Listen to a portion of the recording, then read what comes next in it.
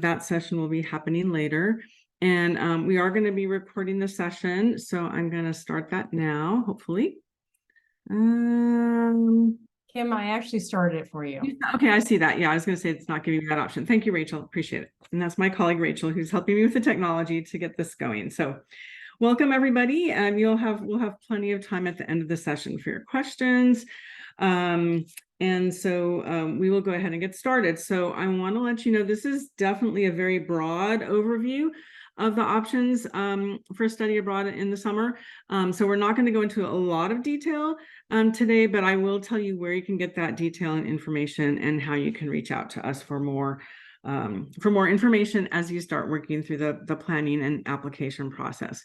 So I have worked with UCEAP for a long time. I've worked here at San Diego for a long time, but I am taking over the summer UK and Ireland study programs this year for the first time. So as we get into details and questions, as I'm working with you, if there are things that I don't know or where to find, I will get those answers for you. So I just wanted to let you know that. And so we will go ahead and move forward. Let me see if I can get this to work.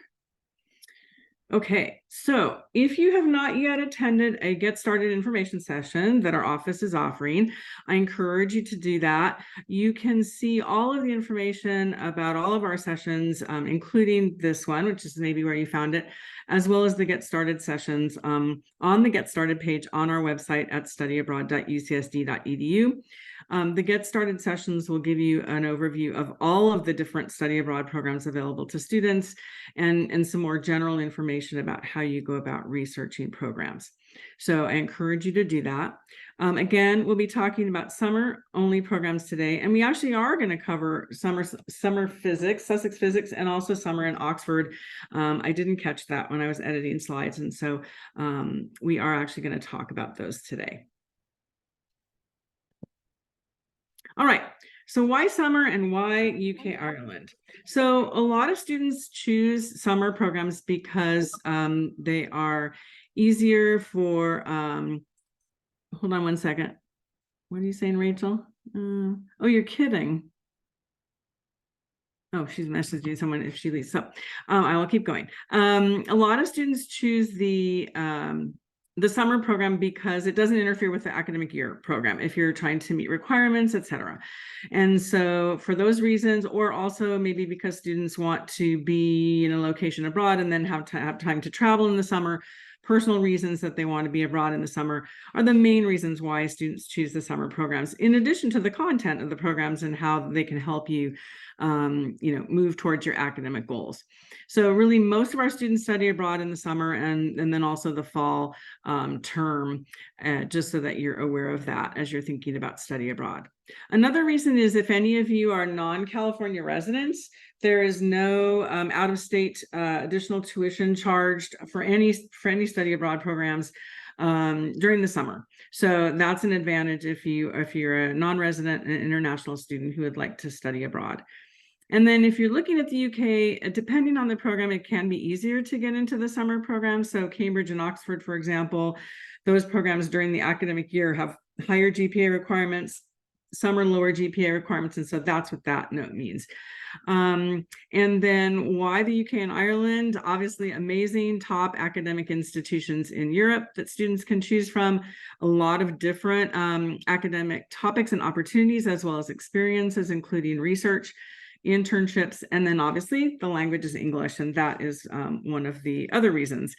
And in general, across the academic year in the summer, the UK is the most popular destination for US students studying abroad, and a lot of these reasons are the same for that, but in large part it is the language issue. Let's see if there was anything else I was going to say about that. No. Okay. All right, so let's talk really briefly about types of programs so that you understand when we get into talking about the specifics. So with the UCEAP is the University of California Education Abroad program, and that's mostly what we're going to talk about today. UCEAP is a system-wide program, and so all students from the University of California can participate. So if you have friends at other UCs and you want to study abroad together, UCEAP is a way to do that. And so there's a system-wide EAP office, happens to be in Santa Barbara, and they are the ones that make all the agreements with the host institutions abroad. They make sure all the programs run smoothly as they are happening in real time.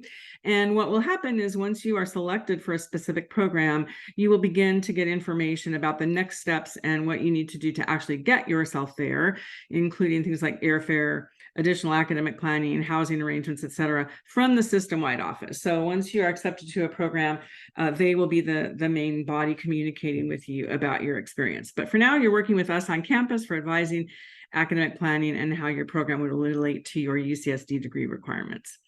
With UCEAP, students earn UC credit. The courses are as if you took them here. They do appear on your transcript, letters, grades, everything, units, and they do affect your UC GPA. So it's as if you are going to a UC campus abroad.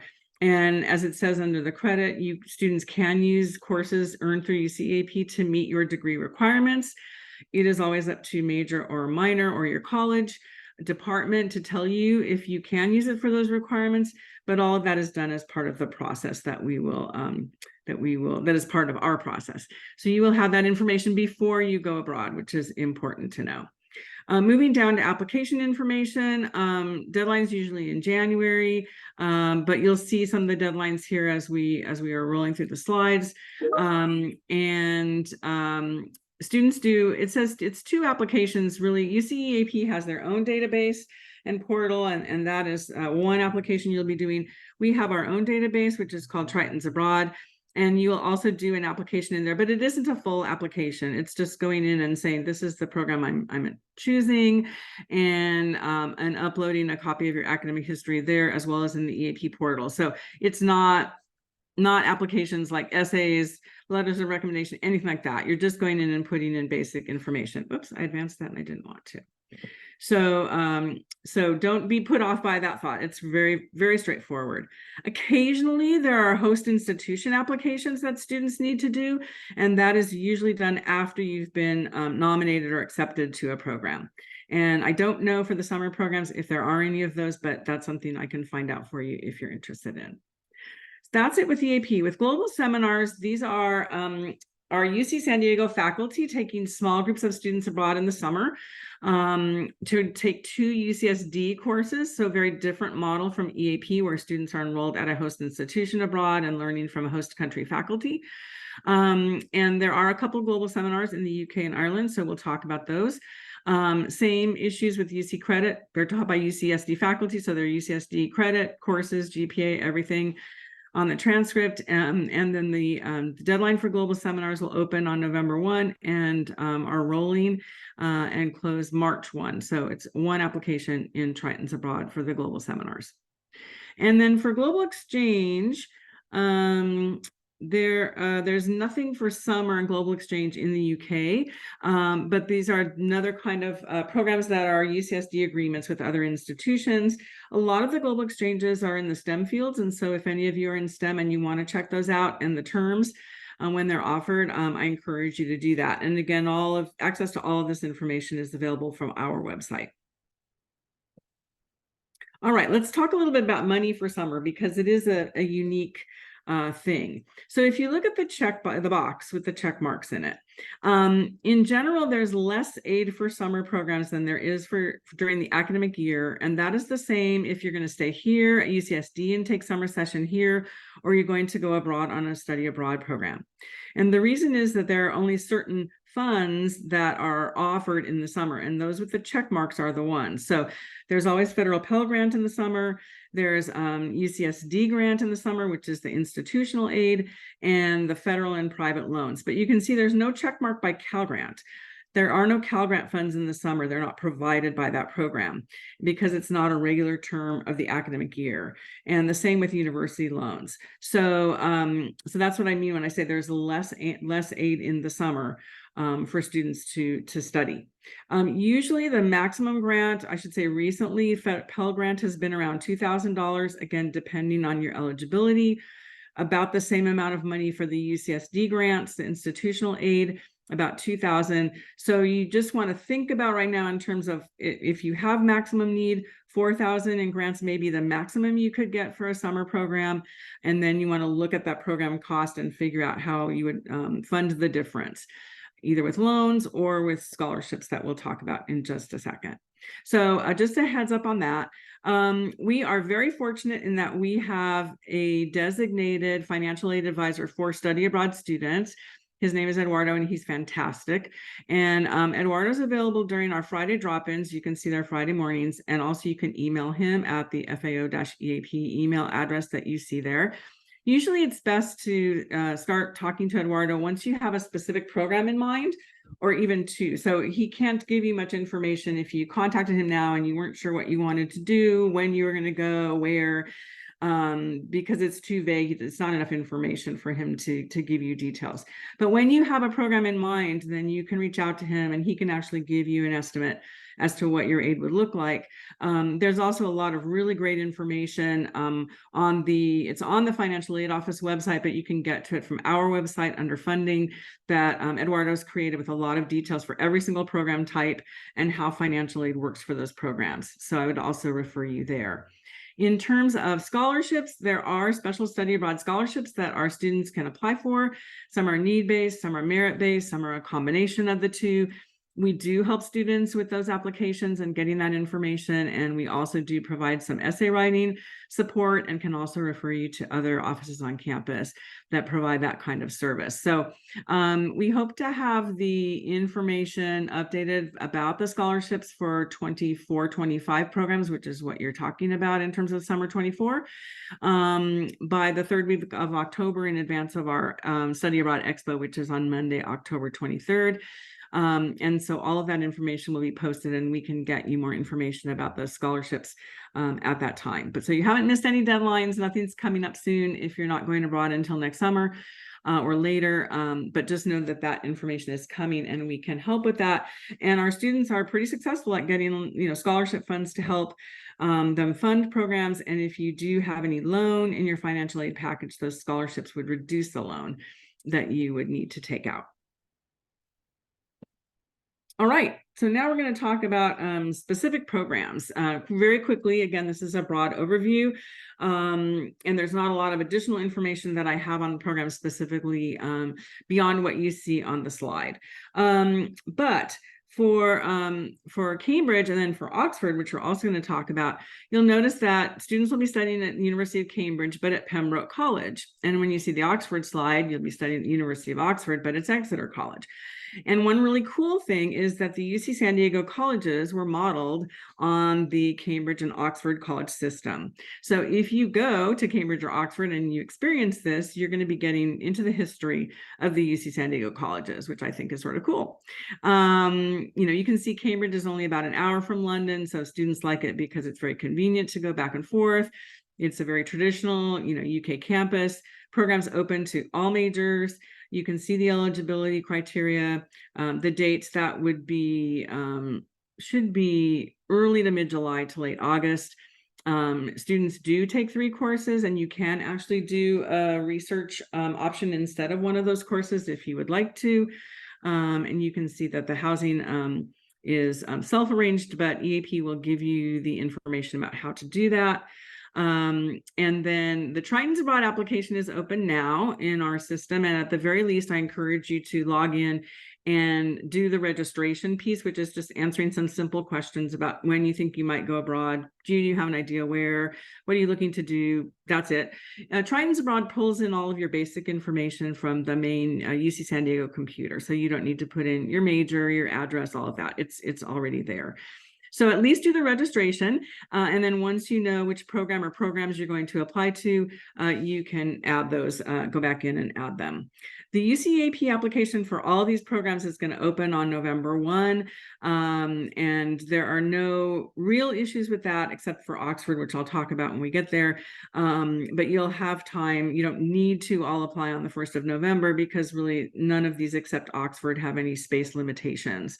So that's just something to keep in mind. The other thing that I wanted to say on this slide starting in is that for all of the UCEAP programs, I really refer you to the UCEAP website, which again, you can get from our website for all of the program details. So there's a lot more information on the site about the academics that are Oxford in Cambridge, or that are offered in Cambridge using this example, more details about the housing and what those look like and what's included. The budgets for the programs are all on the website. And then also what it's like to live there. There's videos, there's descriptions about the trips that are included on programs and events and activities like dinners. So there's a lot of information on the UCEAP website. And so I encourage you to explore that very carefully as you're looking at options. And once you've looked at 1 or 2 pages, the structure of every single page and program description is the same. So you'll know which tabs to click on to get information. And then again, I'm here to help you when you run into information that you can't find, of course, but really a lot of the information is on the UCEAP website. So I encourage you to review that. All right, Oxford. So again, Exeter College at Oxford. Again, this is limited capacity. So it's going to be important, as it says at the bottom, that you do, if you are interested in Oxford, that you do this application on November 1st when it opens. And I can't remember what time it will open, but that will be posted. So you definitely want to do that. Again, you can do the Triton's Abroad application first and get that one done. But really important to do this application for Oxford on November 1st to make sure that you get a space. Again, this program is open to students in all majors. You can see the higher GPA and also the junior standing required. And that's actually an issue that I may need to investigate for you if you're interested. Usually when a program says junior standing, it means actual third-year students and not if you're a sophomore and you have a lot of units. And so again, that's something that I can check for you if that is your particular case, and that's something that we can talk about individually. But that's important to know that differential, and it may clarify that on the EAP website actually. So you can see the dates for the program. It's 2 courses. You can replace 1 course with that independent research option. Oxford's going to arrange dorms for you, and again, the note about the application deadlines at the bottom. And thank you. I will get to questions if you're putting them in the chat at the end of the session, or we can go back to any of this information. So University College London, obviously in London, which is a large draw for students to be in that amazing city. Again, all majors, you can again see the GPA. Time frame on most of these programs is about the same. Then students will do 2 3-week sessions. So 3 weeks and then 3 weeks. And it's 1 course per session. So it'd be 2 courses total. The program is arranging the housing. And just note that some of the upper division courses may have prerequisites.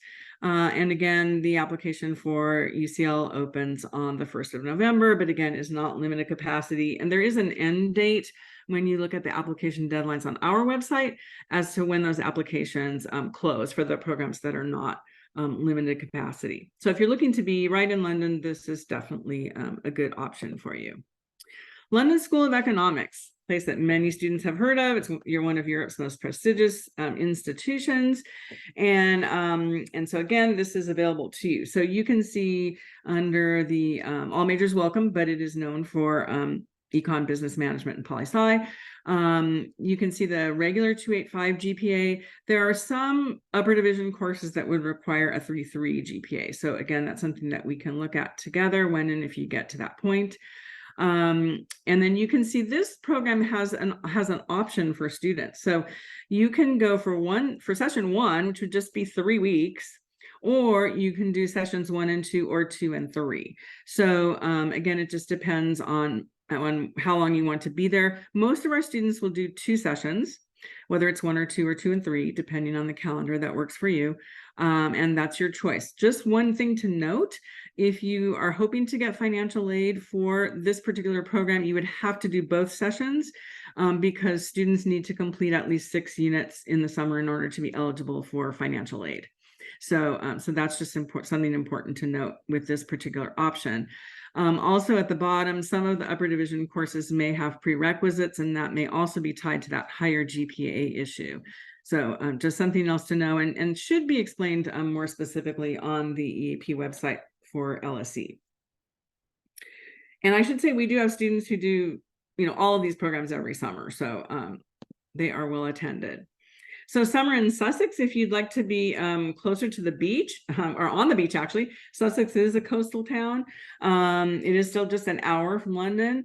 As it says, it is underrated. It's a progressive campus and the location is beautiful. Again, all majors open, but highlights in psychology, communication, media. It's 2.5 GPA, 2 3-week sessions, 1 course per session, as you can see. So pretty easily laid out. The other thing that I wanted to say, and for some reason the deadlines aren't on here, but it's the same applications. There has been for a number of years an option for students to do what we call summer physics. So it's doing the entire first year of physics in one summer at Sussex. And that, to meet the first year physics requirement here at UCSD for students that need to take physics, but you're not physics majors. So biology, pre-med, other students, other majors like that. That program was approved through this past summer, through summer of 23, by the faculty department in physics here at UC San Diego. So we're waiting to hear from them whether it will be approved moving forward. And I believe their first faculty meeting is the end of this month. So I would hope that by November, we would have an answer about summer physics. But if that applies to any of you, I did want to mention that, and you can check back in with me or ask me questions about that moving forward. But that may still be an option. We just don't know yet for sure. All right, if any of you are interested in doing research, there is the summer research program in Glasgow in Scotland. It is a research program. You can see this is predominantly a STEM program, but there is history listed there. So it's certainly something, I'm sure the majors are more specifically stated on the EAP site. It does, as it said, completion of first 2 years. So it does require students to be actual juniors, actual third-year students to participate because it is research. This is 6 weeks, set, 1 research project, great opportunity for graduate school, for jobs, whatever. So if you're interested in research, you may want to take a look at this program in particular. And then it would be the same application deadlines, the same process. All right. If any of you are interested in art and art history, EAP also has a program at Sotheby's, which is a very famous art institution in London. And you can go and take courses there. It is, I didn't know it was new. Maybe it was new last year, but there is course information on the website. And we also have this program during the academic year for a semester, I think a semester or a year. But this would be an amazing opportunity, for art students in particular. So if that's you, then it's something that you can take a look at. And then the same with Dublin chemistry. It's just a chem option, similar to the summer physics that I was describing, but chemistry focus. And you can see the courses that it would replace here, mid-June to mid-August. So it is 8 weeks. So again, it's a lot of physics in 8 weeks, but is an option if you want to do that. All right, those are the UCEAP programs in the UK and Ireland for summer. And so we'll talk really briefly about the global seminars.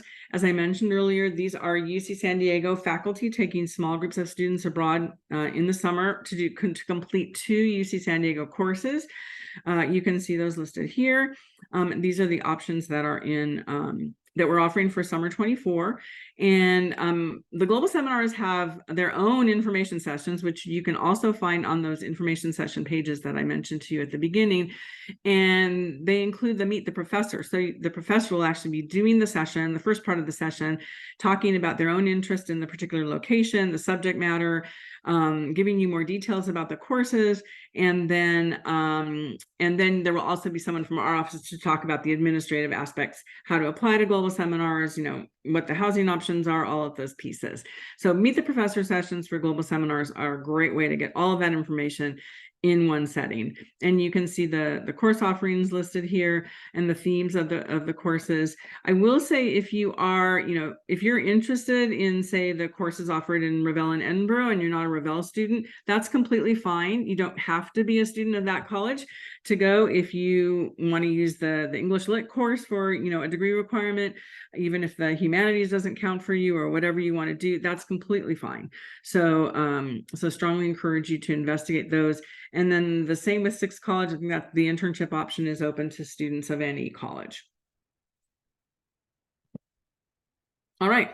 We also do send students on programs not run by the University of California. So if you are looking for programs that you don't see in these options that we have here, then you can look at other options. We can help you with that. If you're not finding what you're looking for, there may be some reasons that students choose these. Maybe it's in a city that the EAP doesn't go to, or Global Seminars, or you have relatives who live somewhere and you can live with them and it's cheaper for you. There are a lot of reasons why students choose non-UC programs. There is a process that we have for students to do that. We want to help you with the credit transfer, all those pieces, academic planning, the same as we do with all of our students. So just want to make sure that you're aware of that as well. That would be another entire presentation in and of itself. All right, next steps. So yes, you want to think about the remaining degree requirements you have. Also then, of course, explore programs, which is what we're starting to do now. And then at some point in the process, you would be reviewing those program courses with your academic advisors if you wanted to use them to meet major, minor, college, or gen ed requirements. And so again, that is woven into the process for all of these programs, is that academic planning piece, since most students do want to use courses to meet your requirements. And then you can see some of the resources in addition that we have for you. And again, all of these are accessible through our website, studyabroad.ucsd.edu. And as it says, we're here to help you, but you are going to be doing some of this planning, looking at things on your own. And it is really helpful before you do come and talk to one of us that you've done a little bit of exploration on either the Global Seminar site or the UCEAP site or whatever program you're looking at, Global Exchange, just so you have some basic information about them, or go to a Get Started session so you'll learn more of those details. And then we can better help you if you have some of your options narrowed down a bit, rather than us having to start from the very beginning. All right. So that is the presentation. And at this point, I will go ahead and take a look in the chat and see what questions have come in. And so I encourage you to put your questions in the chat. I will say that we do have drop-in advising. If you go to advising services on our website, we do have drop-in advising hours on Monday and Thursday afternoons and Friday mornings, and those are posted there. That is one way to reach us. You can also post any messages for us in virtual advising. That's another way to get started asking questions. We will have very soon an actual front desk space up on University Center 214, which is right on the corner with Center Hall, and that walkway there between Center Hall and the Chancellor's Complex, that very first building.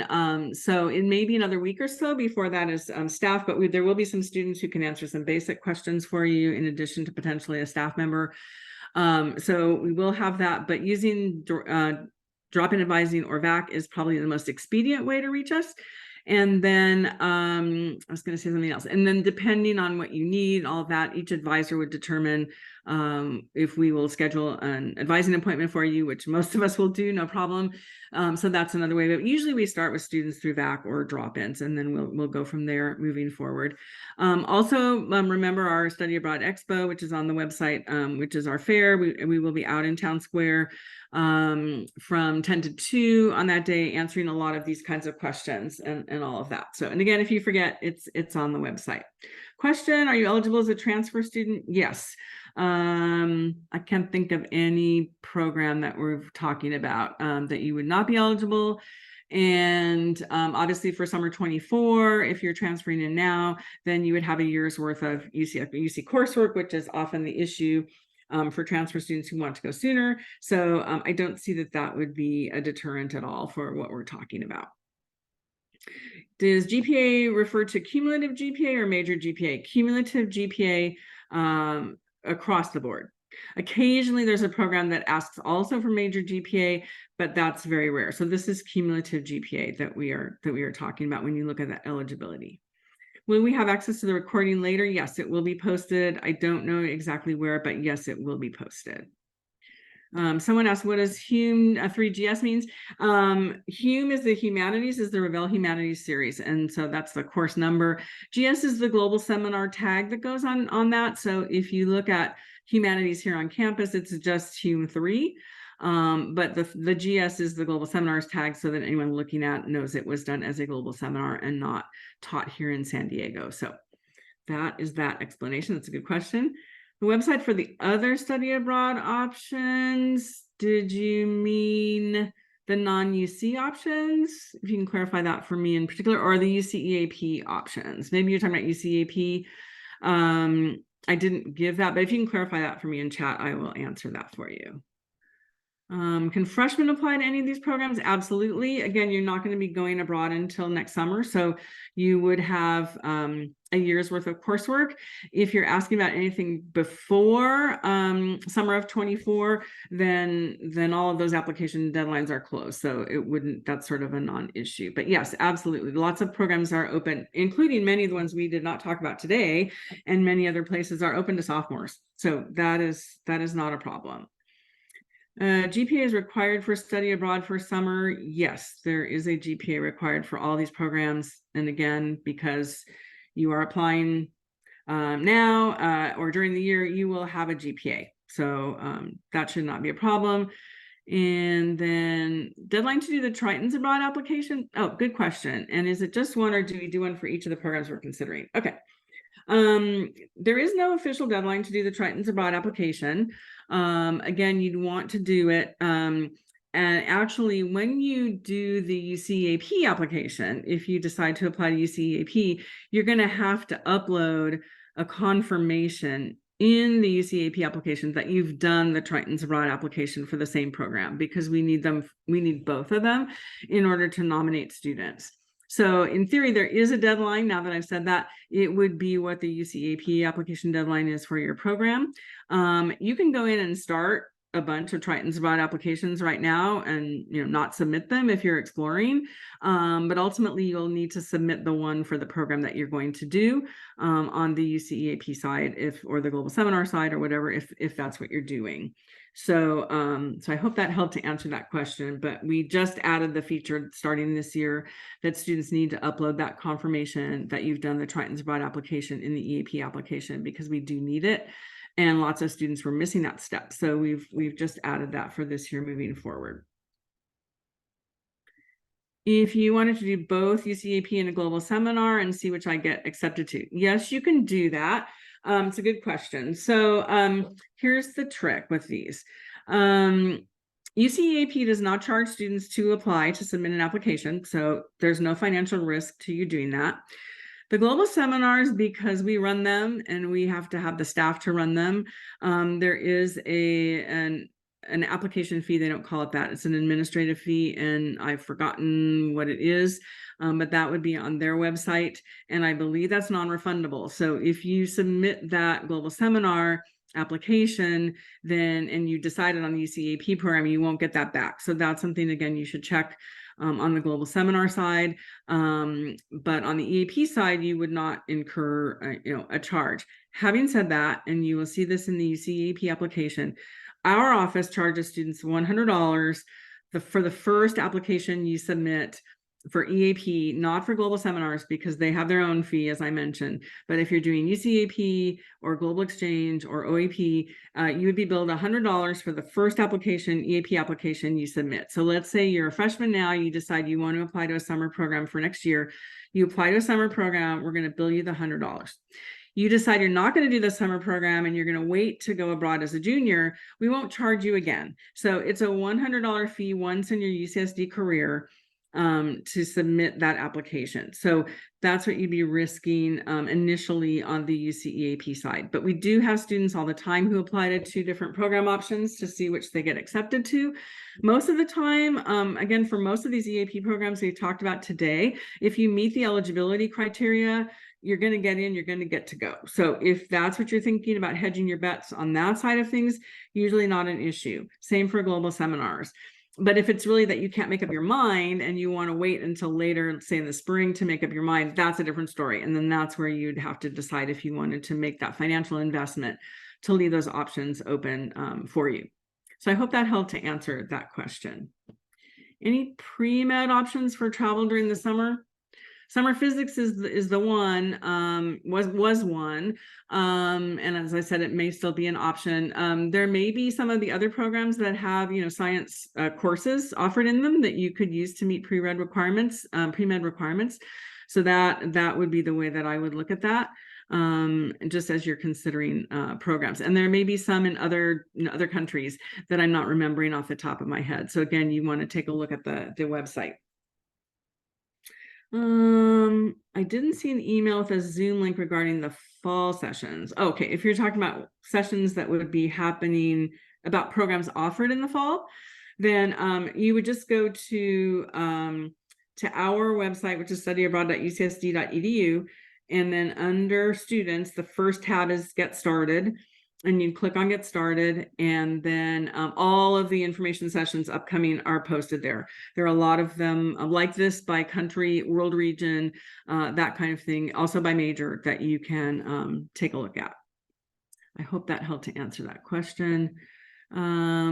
You're applying right now as a transfer, but transcript hasn't been processed yet. What do we put down for the GPA portion? Good question. If your application deadline is not that November 1st deadline, if you are not applying to Oxford, then you can just wait until fall grades come in, and then we have a fall GPA for you here at UCSD. Hopefully the transcript will be processed by then. I know about that issue that's been going on. And so all of that would be there. If you are applying to Oxford, then we can talk about that. But hopefully that helped to answer that. And then I didn't see a question about a family member. Let me see if I can find it. Oh, here. So I must have. Sorry about that. I think there are some question was whether someone can bring a family member or choose an option to live somewhere in your own housing so that you can still attend the program. I think there may be some programs that allow that. I don't know that any of these would be them, but it's certainly something that we can check with the system-wide with UCEAP if you are interested in any of these, or depending on which program you do decide on, whichever of us is the advisor can check that with them. There are students who do take dependents on programs usually during the academic year, but that doesn't mean it wouldn't be possible during the summer. So I hope that helps. It's something we have to check on, but I apologize for skipping over that. How do you apply for the Dublin internship, the global seminar, it sounds like? That would be through the global seminars process. And so I would reach out to them. Again, that there will be meet the professor sessions coming up about that. And you'd want to go to those if you can. But if not, you can reach out to ask this question in virtual advising or come to drop-ins and ask, and one of the global seminars advisors will take that for you and will give you that answer. And you're very welcome for those to say thank you. So it looks like, let me see.